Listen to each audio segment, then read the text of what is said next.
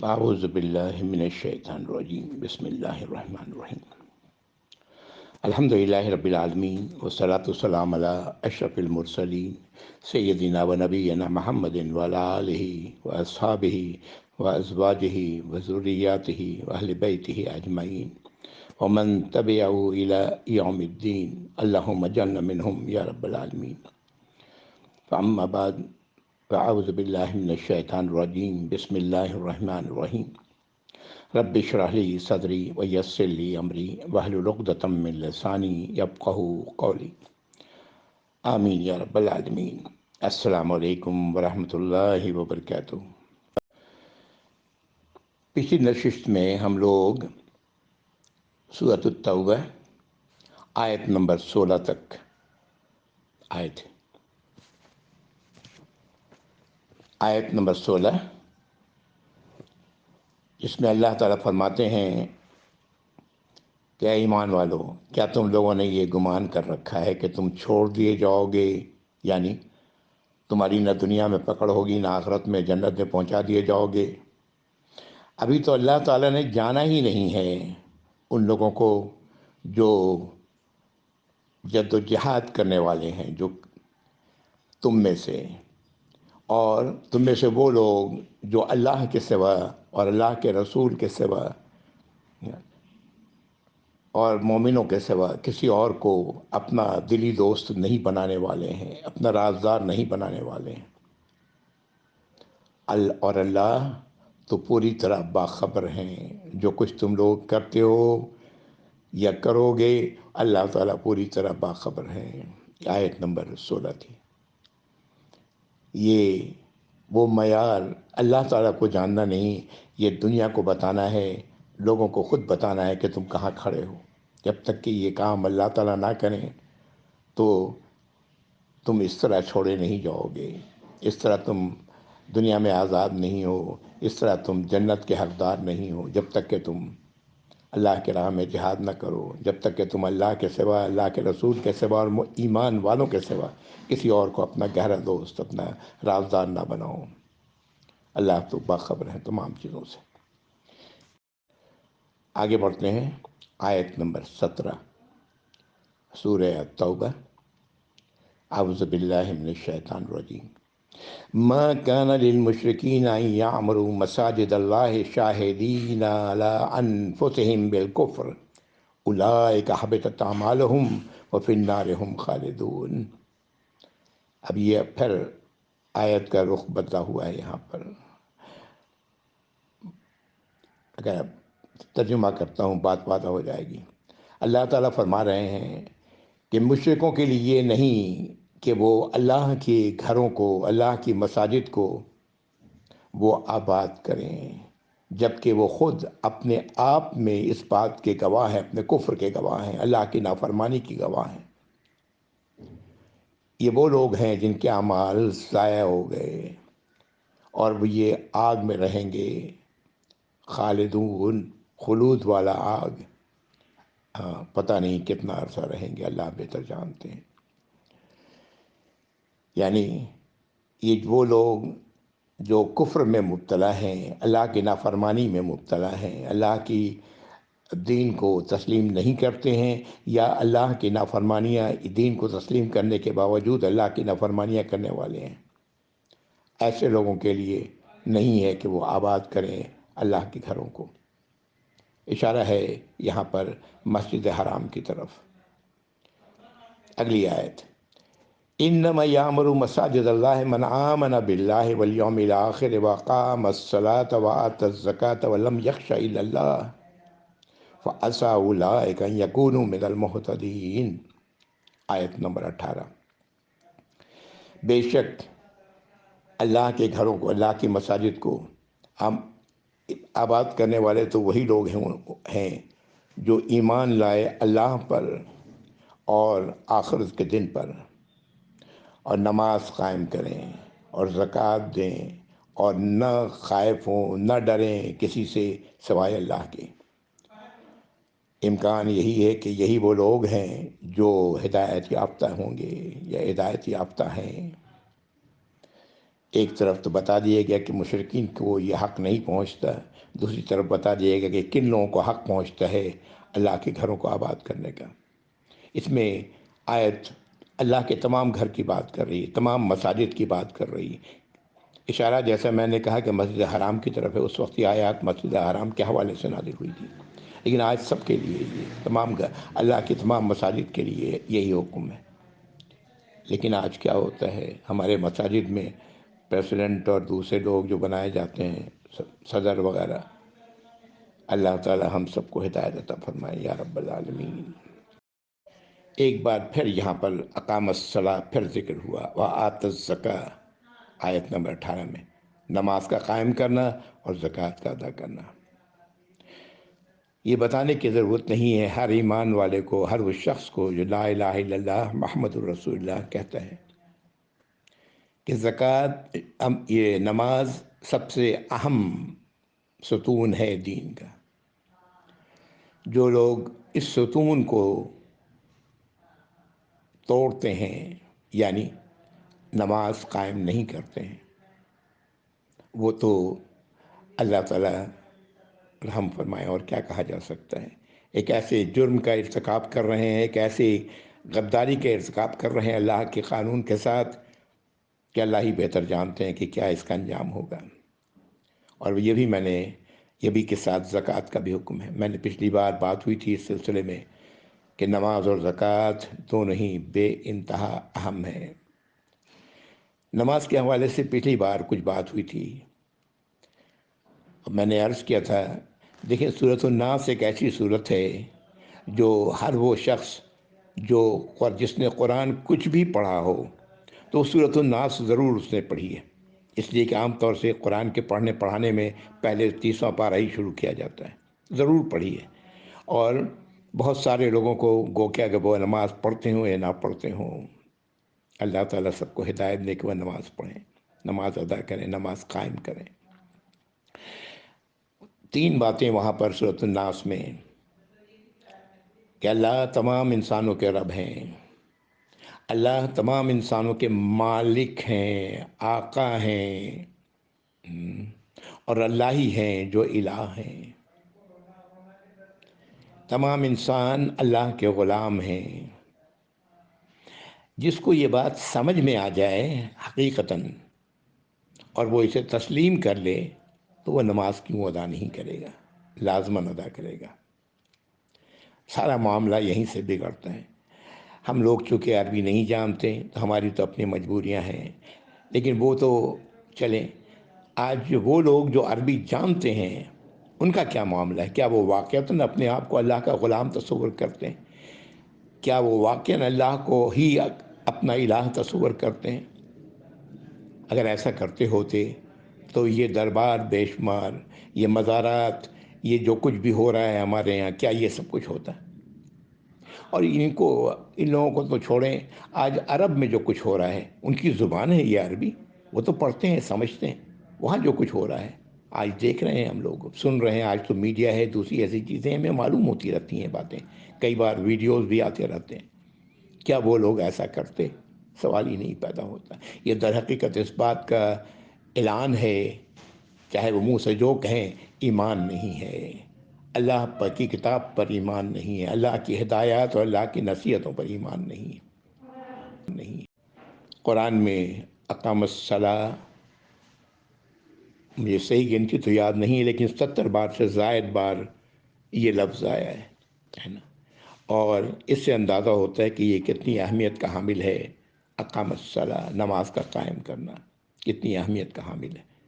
نماز پڑھنے کی بات نہیں کی جا رہی، نماز کا قائم کرنا، یعنی کسی چیز کو قائم کرنے کے لیے صحیح طریقے سے قائم کیا جاتا ہے، تب وہ ڈرائنگ روم میں لا کے صوفہ چیئر سب رکھ دیں اور بے ترتیبی سے پڑا ہوا ہو تو ڈرائنگ روم قائم نہیں ہوا۔ ڈرائنگ روم تبھی قائم ہوگا جب کہ ہر چیز ترتیب کے ساتھ اپنی اپنی جگہوں پر رکھی جائے، دیکھنے میں اچھا لگے، جو طریقہ ہے اس طریقے پر عمل کیا جائے۔ تو قائم کرنے کا مطلب یہ ہے کہ نماز اسی طرح قائم کی جائے جیسے کہ اللہ کے نبی صلی اللہ علیہ وآلہ وسلم نے نماز قائم کی اور نماز قائم کرنے کا طریقہ بتایا۔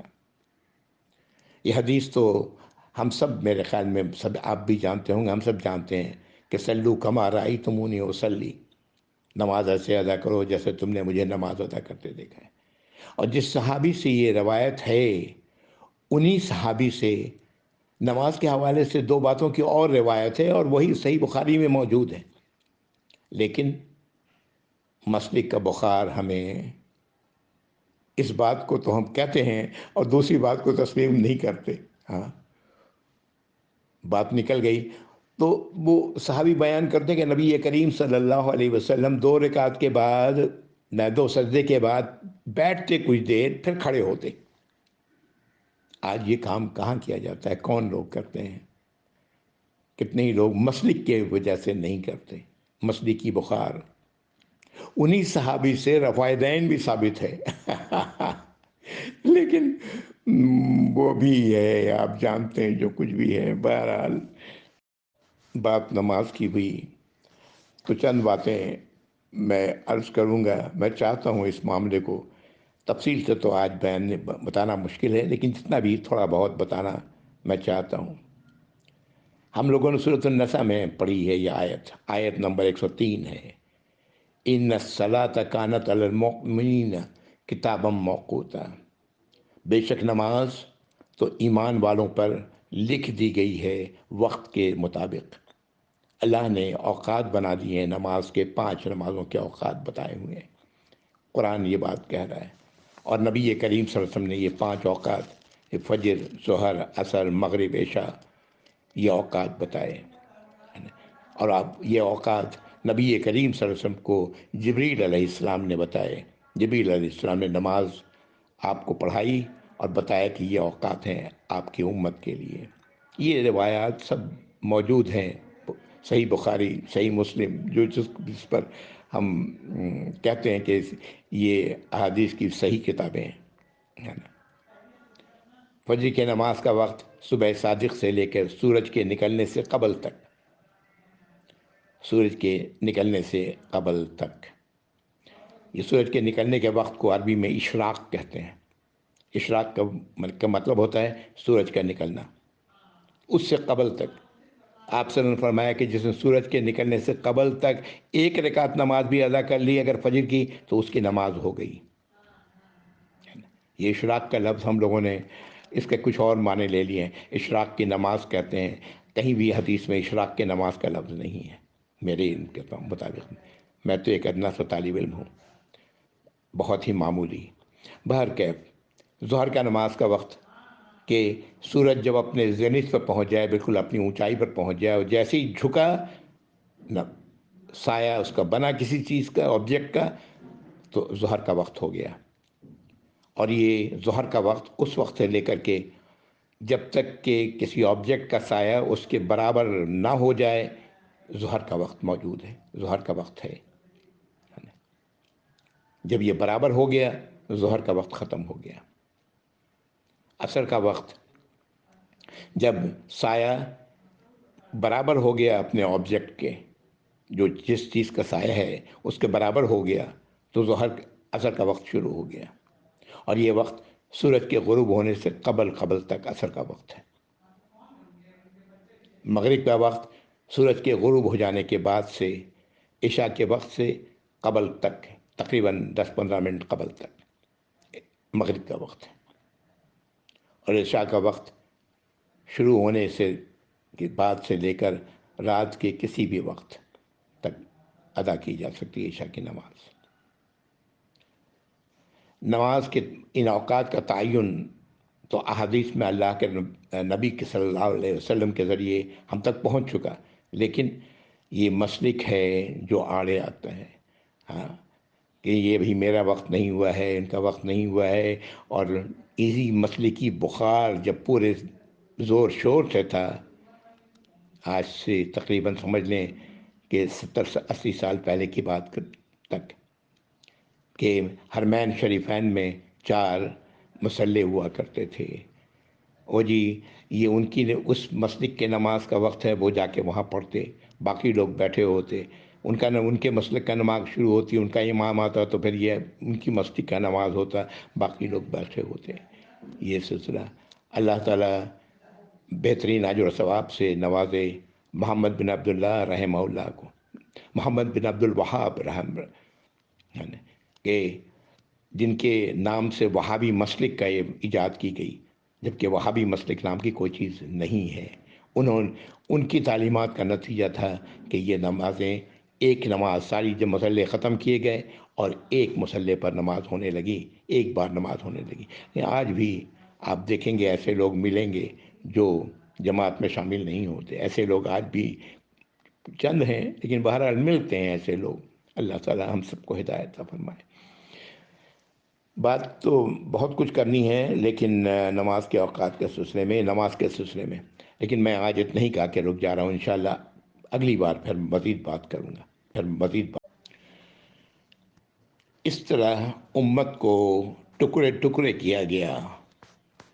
جن لوگوں نے بھی کیا وہ اللہ کے ہاں جواب دہ ہوں گے، اور یہ آج بھی یہ سلسلہ جاری ہے۔ یہ اس طرح کے الفاظ کہنے والے لوگ آج بھی ہیں کہ اپنے مسلک کو مت چھوڑو اور دوسرے کے مسلک کو مت چھیڑو، ہاں، یعنی تفرقے میں پڑے رہو، نعوذ باللہ ثم نعوذ باللہ۔ یہ امت تو ایک امت ہے، اللہ نے قرآن میں کتنی بار یہ بات فرمائی ہے۔ یہ اللہ کی مساجد ہی ہیں جن کی آبادی، جو آباد ہوتے ہیں تو اس کے نتیجے میں اللہ رب العزت، حدیث قدسی ہے، میں تفصیل میں احادیث میں نہیں جاتا، صرف اشارتاً بیان کر دیتا ہوں اور اپنے ہی الفاظ میں بیان کرتا ہوں، معاف کیجیے گا، لیکن یہ اس لیے کہ مقصد ہمارا قرآن کا پڑھنا ہے کہ جب اللہ تعالیٰ دیکھتے ہیں گھروں کو، اپنے گھروں کو آباد، تو اللہ تعالیٰ عذاب دینے سے رک جاتے ہیں۔ ایک اور صحابی اور معروف صحابی کا قول ہے کہ جو نماز کی اذان سن کر پھر بھی مسجد میں آ کر باجماعت نماز نہ ادا کرے، اس کی نماز نہیں ہوتی، وہ اللہ کے اور اس کے رسول کا نافرمان ہے۔ یہ شرعی عذر ہے جس کے تحت اگر آپ کوئی شخص مسجد میں نہیں جاتا نماز کے لیے باجماعت، تو اللہ نے عذر رکھے ہیں اس کے لیے، لیکن ایسے عام حالات میں تو یہ حکم اپنی جگہ ہے کہ ایسے شخص کی نماز نہیں ہوتی۔ آئیے اگلی آیت پر، آیت نمبر 19 سورۃ التوبہ۔ اعوذ باللہ من الشیطان الرجیم۔ اجعلتم سقایۃ الحاج و عمارۃ المسجد الحرام کمن آمن باللہ والیوم الآخر وجاہد فی سبیل اللہ لا یستوون عند اللہ واللہ لا یہدی القوم الظالمین۔ اللہ تعالیٰ فرما رہے ہیں کہ کیا تم لوگوں نے حاجیوں کو پانی پلانا، مسجد حرام کو آباد کرنا، اس کو تم نے یہ سمجھ لیا ہے کہ یہ اسی جیسا ہے جیسے کہ اللہ پر ایمان لانا اور آخرت پر ایمان لانا، اللہ کے راستے میں جہاد کرنا، کیا یہ اسی طرح ہے؟ نہیں، یہ برابر نہیں ہے اللہ کے نزدیک، اور اللہ تعالیٰ ظالم لوگوں کو ہدایت نہیں دیتے۔ غور کریں ظالم کا لفظ کس کے لیے آ رہا ہے؟ یہ تصور کرنا کہ یہ بس یہ ہم کر رہے ہیں، اگر نماز نہ پڑھیں تو کوئی حرج نہیں، یا دوسرے کام نہ کریں، اللہ کی نافرمانی کرتے رہیں، کوئی حرج نہیں، چونکہ ہم بڑا نیک کام کر رہے ہیں، حاجیوں کو پانی پلا رہے ہیں، مسجد حرام کی صفائی کر رہے ہیں۔ نہیں، ایسا نہیں ہے۔ میں نے، آپ نے بھی شاید دیکھا ہوگا، قربانی کے موقع پر میں نے خود دیکھا ہے، مسجد میں، بعض مساجد میں قربانی جو ہے لوگ گائے وغیرہ کی قربانی میں حصہ لیتے ہیں، ایک طرف نماز کے لیے اقامت کہی جا رہی ہے اور دوسری طرف لوگ کٹاکٹ گوشت کٹ رہا ہے اور گوشت لے لے کے جا رہے ہیں، وہ سمجھ رہے ہیں کہ یہ بڑا نیکی کا کام ہے جو ہم نے قربانی دی ہے، لیکن وہ نماز اس کی پرواہ نہیں ہے جس کے لیے اقامت مسجد میں کہہ دی گئی ہے۔ خود میں نے اپنے آنکھوں دیکھا ہے، آپ نے بھی دیکھا ہوگا۔ اللہ تعالی ہمیں سمجھ عطا فرمائے۔ اگلی آیت، آیت نمبر 20۔ الذین آمنوا وحاجروا وجاہدوا فی سبیل اللہ باموالہم وانفسہم اعظم درجۃ عند اللہ واولئک هم الفائزون۔ آیت نمبر 20۔ پچھلی آیت میں لفظ ظالم لوگوں کو، ظالم لوگ کون ہیں؟ جو اللہ کی نافرمانی کرنے والے ہیں، چاہے وہ تھوڑی کریں زیادہ کریں، ہے نا، اللہ کی نافرمانی کرنے والے ہیں۔ دین کو اپنی سوچ کے مطابق بنانے والے ہیں، اپنی فکر کے مطابق سمجھتے ہیں کہ یہ دین ہے۔ نعوذ باللہ، دین اسلام تو وہی ہے جو اللہ نے نازل فرمایا ہے۔ بہرکیف آیت نمبر 20 میں ہم لوگوں نے پڑھا کہ وہ لوگ جو ایمان لائے، ہجرت کی اور جہاد کیا اللہ کے راستے میں اپنے مالوں کے ساتھ، اپنی جانوں کے ساتھ، ان کے درجات اللہ کے نزدیک بہت ہی عظیم ہیں، اور یہی وہ لوگ ہیں جو کامیاب ہونے والے ہیں، مراد پانے والے ہیں، فائز ہونے والے ہیں، کامیابی حاصل کرنے والے ہیں۔ ایمان لائے، ہجرت کی، اللہ کے راستے میں جہاد کی اپنے مالوں کے ساتھ، اپنے جانوں کے ساتھ، ان کے درجات بہت ہی بلند ہیں اللہ کے نزدیک، اور یہی لوگ ہیں جو فائز ہیں، کامیاب ہونے والے ہیں۔ یہاں پر دیکھیں لفظ ایک ہجرت آ رہا ہے۔ ہجرت، ایک تو ہجرت وہ ہے کہ انسان جسمانی طور پر ایک جگہ سے دوسری جگہ منتقل ہو جائے، جیسے پاکستان بننے کے بعد لوگ ہندوستان چھوڑ کر کے پاکستان آ گئے، اپنا گھر بار چھوڑ دیا، یہ ہجرت ہے، جانی ہجرت ہے نا۔ دوسری ہجرت ایک اور بھی ہے جو اللہ کے نبی صلی اللہ علیہ وسلم نے اس کی طرف توجہ دلائی ہے۔ ہجرت یہ بھی ہے کہ انسان اللہ کی نافرمانی کو چھوڑ کر اللہ کی فرما برداری کی طرف آ جائے، جس کے جیسے حالات ہیں۔ اب ہم پاکستان سے ہجرت کر کے، ایک اسلامی ملک سے ہجرت کر کے کہاں جائیں گے؟ آپ سے میں عرض کر چکا ہوں کہ مشرکوں کے ملک میں جانا ایمان والوں کے لیے حرام ہے، فتویٰ میں نے بتایا تھا آپ کو۔ تو یہ ہجرت کیا ہے ہمارے لیے؟ کیا ہجرت ہے کہ ہم اللہ کی نافرمانیوں کو چھوڑ کر اللہ کی فرما برداری کی طرف آئے ہیں، اپنے مالوں کے ساتھ، اپنے جانوں کے ساتھ۔ مال حلال کمائیں، حرام مال نہ کمائیں، اپنے نفس کو اللہ کے حکم کا پابند کریں، اللہ کے نبی صلی اللہ علیہ وسلم کی تعلیمات کے مطابق کریں۔ یہ ہے جو اللہ کے نزدیک درجات میں سب سے بلند ہیں، یہی لوگ ہیں جو کامیاب ہونے والے ہیں۔ اگلی آیت، یبشرہم ربہم برحمت منہ ورضوان وجنات لہم فیہا نعیم مقیم۔ اللہ تعالیٰ انہیں بشارت دے رہے ہیں، خوشخبری دے رہے ہیں۔ کون؟ ان کے رب بشارت دے رہے ہیں، ایسے لوگوں کے رب انہیں بشارت دے رہے ہیں اپنی رحمت کی، اپنی رحمت کی اور اپنی رضا کی، اور ان باغات کی، ان جنتوں کی جن میں وہ رہیں گے، اور ان ایسی جنت جس کی نعمتیں کبھی ختم نہیں ہونے والی ہیں۔ جنات لہم، وہ باغات ان کے لیے، فیہا نعیم مقیم، اس میں نعمتیں ہیں ہمیشہ قائم رہنے والی۔ خالدین فیہا ابدا ان اللہ عندہ اجر عظیم، آیت نمبر 22۔ اس میں وہ رہیں گے ہمیشہ ہمیشہ، خالدین فیہا ابدا، خالدین کے ساتھ ابدا کا لفظ آ رہا ہے، غور کریں، ہمیشہ ہمیشہ ہمیشہ وہیں رہیں گے۔ بے شک اللہ کے لیے ان اللہ عندہ اجر عظیم، بے شک اللہ کے پاس تو ان کے لیے اجر عظیم ہے۔ یہ ہے وہ راستہ جو کامیابی کا ہے۔ جو ہم میں سے کامیابی چاہتا ہے اس کے لیے اس راستے کے علاوہ کوئی دوسرا راستہ نہیں۔ اللہ تعالی ہم سب کو اس کی توفیق عطا فرمائے یا رب العالمین۔ ہم سب کے اندر اس کی طلب اللہ رب العزت پیدا کر دیں۔ ہماری طلب ہو سب سے زیادہ، دنیا میں آگے بڑھنے سے زیادہ طلب اللہ کی نعمتوں کا، اس نعمت کو حاصل کرنے کی طلب ہو جہاں جو نعمتیں ہمیشہ ہمیشہ رہیں گی، ابدا ہمیشہ ہمیشہ رہیں گی۔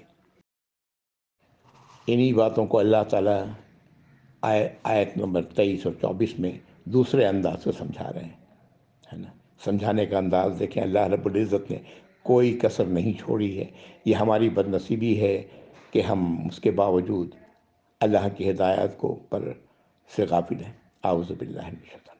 آیت نمبر 23، یا ایھا الذین آمنوا لا تتخذوا آباءکم واخوانکم اولیاء ان استحبوا الکفر علی الایمان ومن یتولہم منکم فاولئک ھم الظالمون۔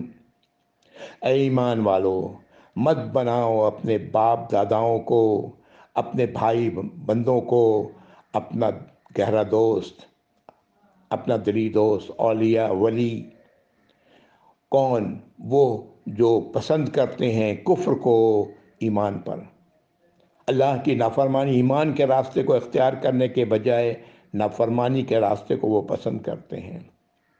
اور جو ایسے لوگوں کو تم میں سے دوست بنائے گا، ولی بنائے گا، یہی وہ لوگ ہیں جو ظالم ہیں۔ دوست بنانے والے ظالم ہیں۔ یہ ظالم لوگ کون ہوئے؟ ایمان والے ہوئے۔ وہ ایمان والے جو ایسے لوگوں کو اپنا ولی بناتے ہیں جو کفر پر رہنا چاہتے ہیں ایمان کے بجائے۔ ہاں، تو یہی وہ لوگ ہیں جو ظالم ہیں۔ دیکھیں اللہ رب العزت نے کس طرح باتیں سامنے رکھ دی ہیں۔ آیت نمبر 24، قل ان کان آباؤکم و ابناؤکم و اخوانکم و ازواجکم و عشیرتکم و اموال اقترفتموها و تجارت تخشون کسادها و مساکن تردونها احب الیکم من اللہ و رسولہ و جہاد فی سبیلہ فتربصوا حتی یأتی اللہ بامرہ واللہ لا یہدی القوم الفاسقین۔ اللہ تعالی ہم سب کو محفوظ رکھیں یا رب العالمین۔ آپ نبی کریم صلی اللہ علیہ وسلم سے کہا جا رہا ہے آپ کہہ دیں کہ اگر تمہارے باپ دادا، تمہارے بیٹے پوتے، تمہارے بھائی بند، تمہاری بیویاں، تمہارے کنبے قبیلے اور تمہارا وہ مال جو تم نے کمایا ہے بڑی محنت سے، اور وہ تجارت جس کے نقصان سے تم ڈرتے ہو، اور وہ گھر اپنے جو محل بنائے ہیں، جو ٹھکانے اپنے بنائے ہیں، وہ جس سے تم بڑے خوش ہو، جو تمہیں راضی کرتے ہیں، خوش رکھتے ہیں، اگر یہ چیزیں تمہیں زیادہ پیاری ہیں تمہارے لیے اللہ سے اور اس کے رسول سے اور جہاد سے اللہ کے راستے میں، تو انتظار کرو، منتظر رہو حتیٰ کہ اللہ تعالیٰ اپنا حکم لے آئیں۔ وہ حکم کیا ہوگا؟ تباہی کا۔ اور اللہ تعالیٰ فاسقوں کو ہدایت نہیں دیتے۔ آیت نمبر 24 میں تمام باتیں آ گئیں، وہ تمام چیزیں جو انسان کو اس دنیا میں پیاری ہیں۔ آبا و اجداد، بیٹے پوتے، بھائی بند، بیویاں، ہاں، مال، قبیلے،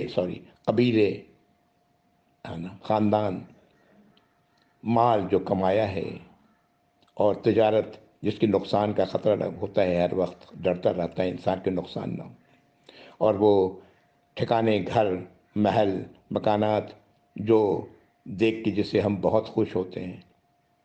اللہ تعالیٰ فرما رہے ہیں یہ دنیا کی ان چیزوں کی محبت کو اللہ تعالیٰ منع نہیں کر رہے، کہہ رہے ہیں احب الیکم، اگر یہ تمہیں زیادہ پیاری ہو جائیں، زیادہ محبت ہو جائے اللہ ان کے بجائے، زیادہ پیارے ہو جائیں اللہ سے، اس کے رسول سے اور اللہ کے راستے میں جہاد کرنے سے، تو پھر منتظر رہو یہاں تک کہ اللہ تعالیٰ اپنا حکم دے آئے۔ اور اللہ تعالیٰ فاسقوں کو ہدایت نہیں دیتے۔ یہ کون فاسق ہیں؟